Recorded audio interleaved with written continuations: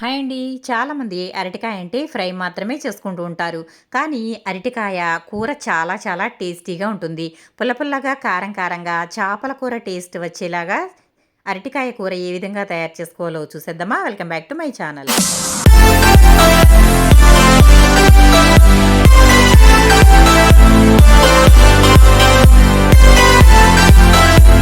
ముందుగా అరటికాయల్ని శుభ్రంగా కట్ చేసుకుని పెట్టుకోవాలి. కట్ చేసుకున్న తర్వాత కొంచెం ఉప్పు, పసుపు కలిపిన నీటిలో వేసి పెట్టుకున్నట్లయితే అరటికాయ నల్లబడకుండా ఉంటుంది. లేదంటే గనక చేతులు అలాగే అరటికాయ ముక్కలు 2 కూడా నల్లబడిపోతాయి. ఆ తర్వాత నేను ఇక్కడ ఒక పెద్ద సైజు ఉల్లిపాయలు 2 కట్ చేసుకున్నాను. 2 టమాటాలు అలాగే 4 పచ్చిమిర్చి ఈ విధంగా సన్నగా కట్ చేసి పక్కన పెట్టుకున్నాను. ఇప్పుడు మనం ఇవన్నీ రెడీ చేసుకున్నాం కదా! ఇప్పుడు కర్రీ ఏ విధంగా తయారు చేసుకోవాలో చూసేద్దాం.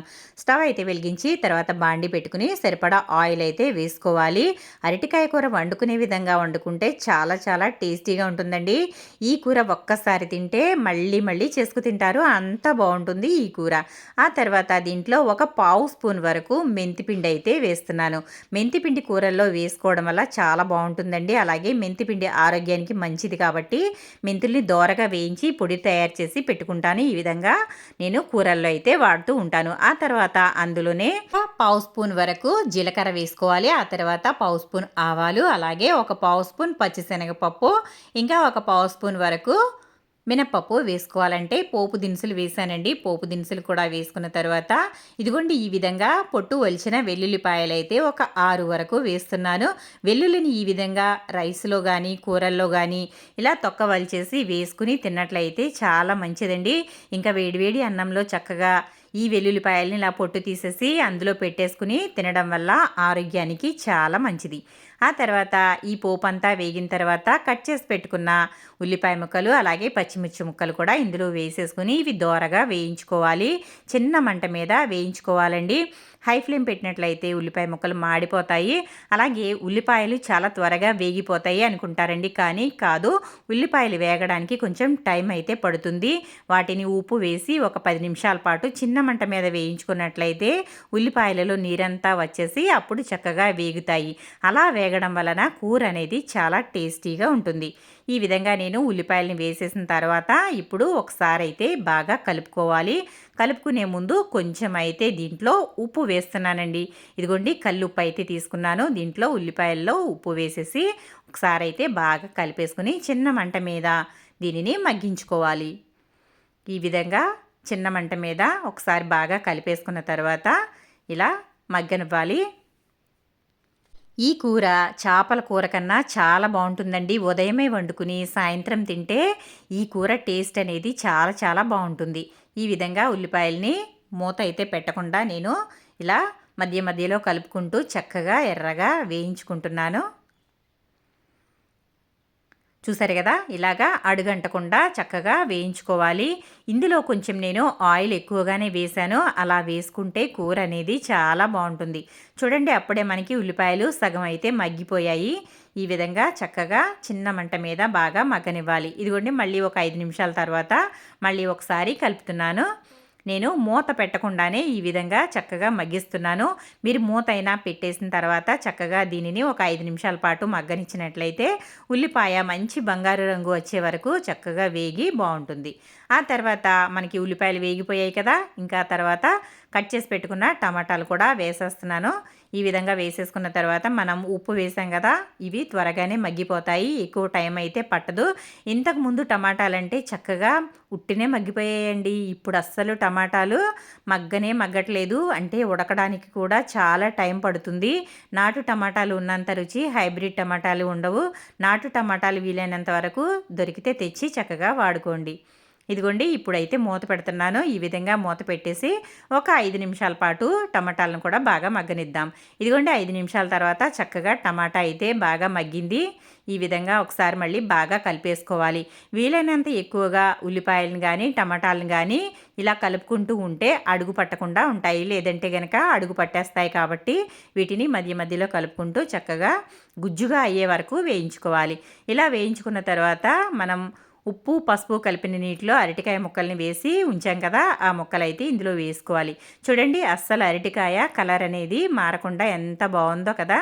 ఇలా ఉప్పు పసుపు కలిపిన నీళ్ళల్లో వేసి పెట్టుకున్నట్లయితే మనం కూర అన్నీ రెడీ చేసుకునే వరకు ఈ ముక్కలు నల్లబడకుండా ఇలాగే ఉంటాయి. లేదంటే గనక చాలామంది వట్టి నీళ్ళల్లో వేసేసి ఉంచేస్తారు.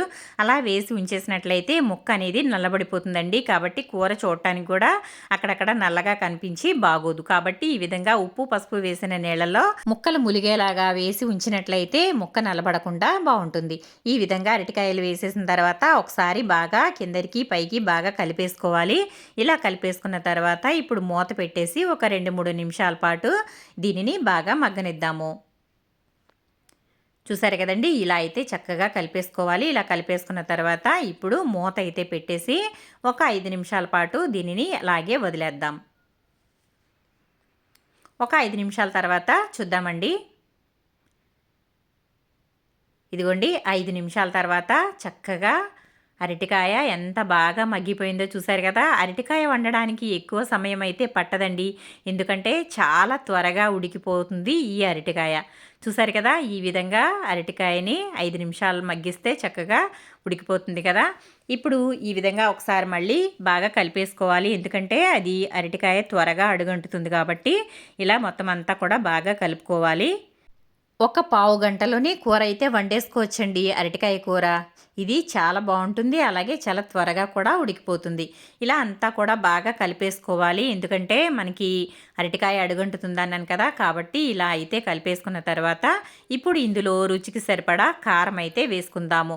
మనం ఉప్పు అలాగే పసుపు వేసేసాం కదా, కారం అయితే మనకి ఎంత కావాలో అంత కారం అయితే వేసుకోవాలి. నేను ఇక్కడ ఒక 2 స్పూన్ల వరకు కారం వేశాను. మరి ఎక్కువగా ఉన్న కారం బాగోదండి, మంటగా ఉంటుంది కదా. కాబట్టి నేనైతే ఇందులోకి కొంచెం కారం ఈరోజు తక్కువగానే వేస్తున్నాను. ఒక 2 స్పూన్ల వరకు వేశాను. ఇదంతా కూడా ఒక 2 నిమిషాల పాటు బాగా కలిపేసుకోవాలి. కారం వేయగానే వాటర్ వేసేయకూడదండి. ఇది ఒక 2 నిమిషాల పాటు మగ్గనిచ్చినట్లయితే కారం పచ్చివాసన లేకుండా ఉంటుంది. ఈ విధంగా ఒకసారి బాగా కలిపేసుకోవాలి. ఇలా అంతా కలిపేసుకున్న తర్వాత ఇప్పుడు మూత అయితే పెట్టేసి ఒక 2 నిమిషాల పాటు నూనె తేలే వరకు ఉంచేద్దాము. 2 నిమిషాల తర్వాత అయితే మూత తీసి చూద్దామండి. ఇదిగోండి చూసారు కదా ఎంత కలర్ఫుల్గా ఉందో చూడండి ఒకసారి. ఆయిల్ అయితే సైడిల్ నుంచి బయటకు వచ్చింది. ఇప్పుడు మరొకసారి బాగా కలిపేసుకోవాలి. కలిపేసుకున్న తర్వాత ఇప్పుడు దీంట్లో కొంచెం వాటర్ అయితే వేసుకుందాము. చాలామంది ఇలా ఉడికిన తర్వాత డైరెక్ట్గా చింతపండు రసం వేసేస్తూ ఉంటారండి. అలా వేయకూడదు, వాటర్ మాత్రమే వేసుకోవాలి. ఎందుకంటే చింతపండు రసం వేసిన తర్వాత కొన్ని ఉడకనివి కూడా ఉంటాయండి. అందులో ఈ అరటికాయ ఒకటి. మనం డైరెక్ట్గా చింతపండు వేసేసేయడం వల్ల అరటికాయ అనేది ఉడకదు. కాబట్టి ముందు నీళ్లు వేసి ఉడికించుకోవాలి. మనం మగ్గించేటప్పుడే ఇది 50% అయితే ఉడికిపోయింది కాబట్టి మిగిలిన 25% వరకు ఈ వాటర్లో ఉడికించుకోవాలి. ఆ తర్వాత చింతపండులో ఇంకొక 25% ఉడికించుకుంటే కూర అనేది చక్కగా రెడీ అవుతుంది. ఇదిగోండి వాటర్ అయితే సరిపడా వేసేసాను. ఇప్పుడు మూత పెట్టేసి ఒక 5 నిమిషాల పాటు దీనిని ఇలా ఉడకనిద్దాము. అప్పుడైతే మనకి అరటికాయ ముక్క అనేది చక్కగా ఉడికిపోతుంది. ఇప్పుడు చూద్దామండి. ఆహా, చూసారు కదా ఎంత చక్కగా ఎంత కలర్ఫుల్గా కనిపిస్తుందో చూడండి. ముక్క అస్సలు ఏమాత్రం నల్లబడకుండా చక్కగా ఉంది. మంచి స్మెల్ కూడా వస్తుందండి, వాసన గుమాయించేస్తుంది. అరటికాయ చాలా చాలా టేస్టీగా ఉంటుందండి. చింతపండు వేసుకుని ఎక్కువగా వండుకుంటే అద్దిరిపోతుంది ఈ కర్రీ. చూసారు కదండి, ఈ విధంగా చక్కగా మనకి ఉడికిపోయింది. ఇలా ఉడికిన తర్వాత ఇప్పుడు ఇందులో చింతపండు పులుపు అయితే వేసుకోవాలి. నేను ఇక్కడ చింతపండుని చక్కగా ముందే ఈ విధంగా రసం అయితే తీసేసి పెట్టుకున్నానండి. మనకి ఎంత పులుపు కావాలి, మీరు పులుపు ఎక్కువగా తింటే గనక ఎక్కువ వేసుకోవచ్చు, తక్కువ తింటే తక్కువ కూడా వేసుకోవచ్చు. నేనైతే సమానంగా వేస్తున్నానండి. ఒక నిమ్మకాయ సైజు అంతా చింతపండు తీసుకుని ఈ విధంగా శుభ్రంగా కడిగేసుకున్న తర్వాత ఈ విధంగా రసం అయితే తీసేసి ఆ రసాన్ని వేస్తున్నాను. చివరిలో పిప్పు ఉంటుంది కదా, ఆ పిప్పు అయితే పడకుండా జాగ్రత్తగా ఇలా వేసుకోవాలి. ఇలా చింతపండు రసం వేసేసుకున్న తర్వాత దీనిని ఒకసారి ఇలా బాగా కలిపేసుకుని ఒక 5 నిమిషాల పాటు ఉడకనిస్తే కూర అయితే రెడీ అయిపోతుంది. చాలా సింపుల్గా టేస్టీగా గుమగుమలాడే అరటికాయ పులుసు అయితే చక్కగా రెడీ అయిపోతుందండి. చూడండి ఇప్పుడు ఇలా కలిపేసుకున్నాం కదా, ఇప్పుడు ఇందులో ఇంకొంచెం వాటర్ అయితే వేస్తున్నాను. నేను పులుసు తయారు చేస్తున్నాను కదా, ఇది ఇగురు కాదండి పులుసు. అలా అని మరీ పులుసు అంటే బాగా గరిటె జారుగా ఉండే పులుసు కాదండి, కొంచెం లైట్గా పులుసు అయితే ఉంటుంది అంతే. మరీ ఇగురైతే కూడా అంత బాగోదు ఈ అరటికాయతో. కాబట్టి నేనైతే ఈ విధంగా సరిపడా వాటర్ వేసి మళ్ళీ మనం ఉడకనిస్తాం కదా, ఇది దగ్గరికి అయితే అయిపోతుందండి. అరటికాయలో ఉండే గుణం ఏంటంటే మనం ఎంత వాటర్ వేసినా కూడా కూర ఉడికే కొద్దీ అది చిక్కదనం అయితే వచ్చేస్తుంది. ఇప్పుడు మూత అయితే పెట్టేసి ఒక 5 నిమిషాల పాటు దీనిని వదిలేద్దాము. మన కూర రెడీ అయిపోతుంది. 5 నిమిషాల తర్వాత మూత అయితే తీసి చూద్దాము. ఇదిగోండి, గుమగుమలాడే అరటికాయ పులుసు అయితే రెడీ అయిపోయింది. మీకు ఒకవేళ ఇష్టమైతే గనక ఇందులో కొంచెం బెల్లం కూడా వేసుకోవచ్చు. ఎందుకంటే చాలామంది డైరెక్ట్గా పులుపు చింతపండు అంత తీసుకోరండి, దానిని పులుపు విరిగిపోవడానికి కొంచెం బెల్లం అయితే వేస్తూ ఉంటారు. నేనైతే బెల్లాన్ని అస్సలు ఇష్టపడనండి, ఏ కూరల్లో కూడా బెల్లం అయితే వేసుకోను.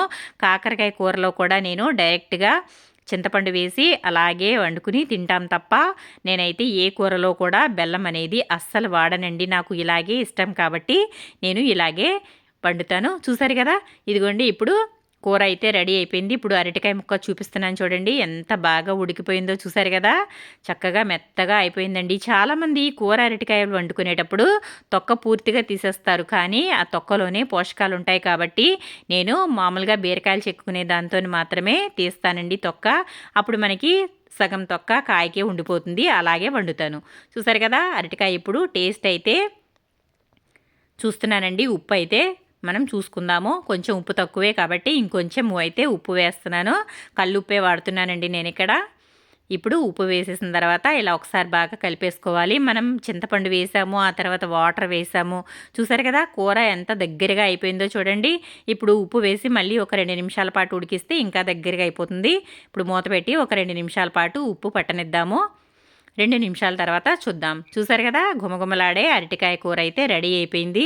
మరి చాలా చాలా టేస్టీగా ఉంటుందండి. ఈ కూర వేడిగా కన్నా చల్లారిన తర్వాత తింటే అమోఘంగా ఉంటుందండి.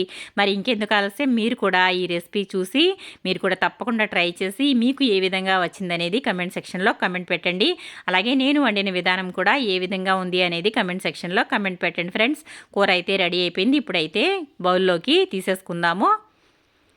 చక్కగా వేడివేడిగా అరటికాయ కూర రెడీ అయిపోయిందండి. ఎంత కలర్ఫుల్గా కనిపిస్తుందో చూడండి, నాకైతే నోరు ఊరిపోతుంది. కొన్నిసార్లు నాన్ వెజ్ కూరల కన్నా ఇలాంటి కూరలే చాలా టేస్టీగా ఉంటాయండి. చక్కగా కడుపు నిండా తినేయచ్చు, అంత బాగుంటాయి ఈ కూరలు. ఇంకా పులుసులు అయితే చాలా చాలా టేస్టీగా ఉంటాయండి. అందులో అరటికాయ పులుసు ఒకటి. చూసారు కదా, ఎంత కలర్ఫుల్గా కనిపిస్తుందో చూడండి. కూర కూడా అద్దిరిపోయే టేస్ట్ అయితే ఉందండి. మరి మీరు కూడా తప్పకుండా ట్రై చేయండి. ఇదిగోండి, నేనైతే గిన్నెలోకి తీసేసాను. అసలు పొగలు కక్కుతుంది కదా, మరి ఇంకెందుకు ఆలస్యం, మీరు కూడా తప్పకుండా ట్రై చేసి మీకు ఏ విధంగా వచ్చిందనేది కమెంట్ సెక్షన్లో కమెంట్ పెట్టేయండి.